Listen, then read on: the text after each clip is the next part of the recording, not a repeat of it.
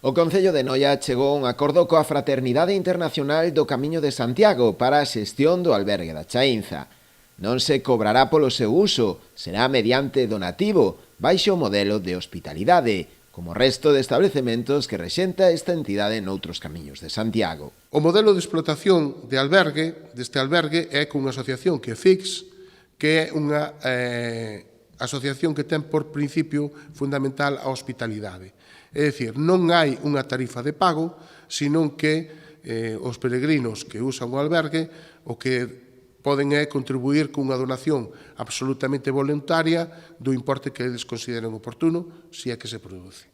Este é un aspecto diferenciador do que significa o traballo en albergues no camiño, basado na hospitalidade, non no negocio propio do albergue. Está xestionado por voluntarios desta asociación, de FIX, que son unha asociación de hospitaleiros que xa están traballando noutros albergues, noutros puntos, noutros camiños e funcionando de forma moi correcta, teñen moita experiencia e ademais teñen a capacidade de captar e de promocionar a posibilidade de novos peregrinos que veñen a facer este camiño. A instalación será a primeira destas características que empezará a funcionar no camiño da Ría de Muros Noia.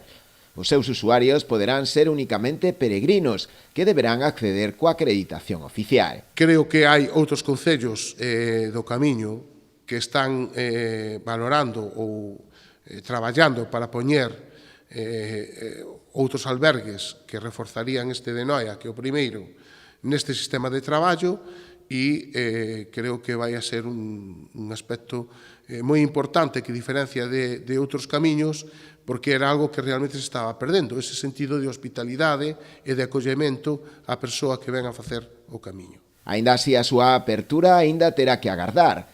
As previsións é que o faga en Semana Santa, unha vez rematen as obras que aínda están pendentes de conexión á rede de abastecemento e de alumeado. Isto xa estaba iniciado fai tempo, non era posible rematalo e, de feito, se estuvo a punto de perder o convenio, porque a asociación estaba xa un pouco cansada de que dende aquí se lle deran largas e é que realmente había detrás un problema estrutural no albergue, que era que este non estaba dotado nin do saneamento nin dos suministros necesarios para o seu funcionamento.